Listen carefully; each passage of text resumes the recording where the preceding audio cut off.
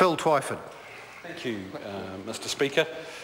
It's good to follow the contribution in this debate by the member Alfred Ngaro, and I just wanted to preface my comments by just saying that the member's been subject to some fairly harsh things said on Facebook and Twitter recently, and you have to acknowledge that actually it took a lot of audacity, quite a bit of chutzpah actually, to march in the Auckland Gay Pride Parade having voted against marriage equality.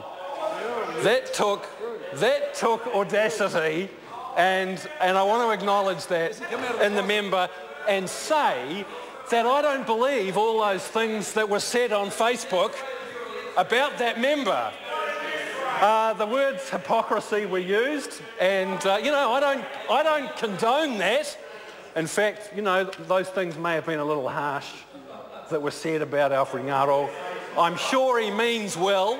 I'm sure he means well, and I'm sure, you know, marching in the Gay Pride Parade, having voted against marriage equality, is something that will be forgiven by people as time passes. But I think we really should. I really think we should continue with the point of order, David Bennett. Mr Speaker, I think this member needs to focus on the bill. He hasn't mentioned the bill or done anything about the bill in a whole minute or two, and it's just not relevant. Point of order, Mr. Point of order, Chris Hipkins. Mr Speaker, the only judge of relevance in a debate is the Speaker, and it is in fact disorderly to interrupt a member's speech to question the relevance. The only person who is allowed to do that is the Speaker. And unfortunately the Speaker was distracted at the time. I'll listen carefully to the rest of Mr Twyford's presentation. Would you like me to repeat my comments, sir? No, I'd like you to stick to the matter, which is the register of pecuniary interests. Okay. Phil Twyford. Thank you, Mr Speaker. It's always a pleasure to follow the member Alfred Ngaro in a debate in this House. And sir, I want to say that just to really acknowledge the member who made a personal statement, Dr Kennedy Graham, brought a private member's bill to this House with the best of intentions. And I think, sir, what we can see is that the passage of this bill, the journey of this bill through to the second reading, after the Justice and Electoral Committee have, according to its report, unanimously recommended that the bill not proceed any further, after considering all of the issues, after hearing expert submission, they have concluded, I think with the support of all members on that committee, that the bill should not proceed.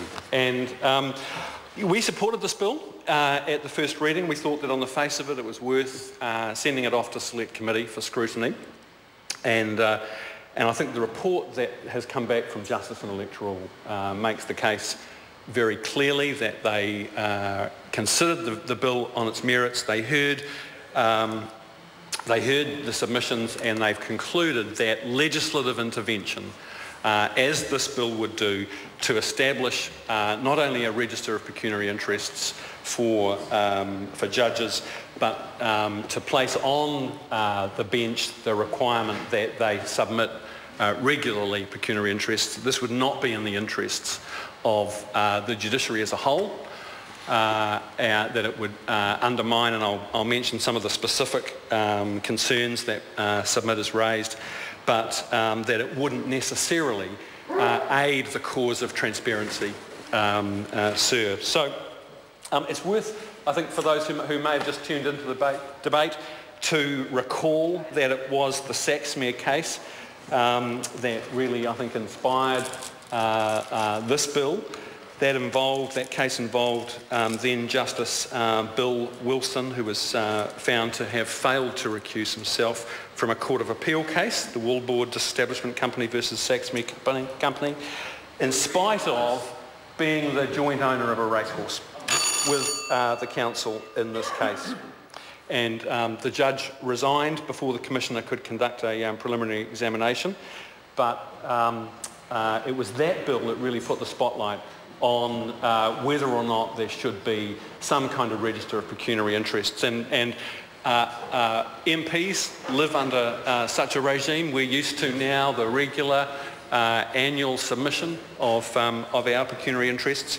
But I want to just mention briefly the concerns that were raised by submitters that the bill's proposed requirement for automatic disclosure might actually result in delays to hearings being undertaken while potential conflicts of interest were investigated.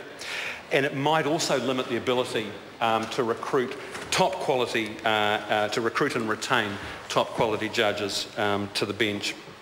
Other adverse effects that were raised by submitters were that it could also potentially open the door to the abuse of information. Thank you, Mr. Speaker.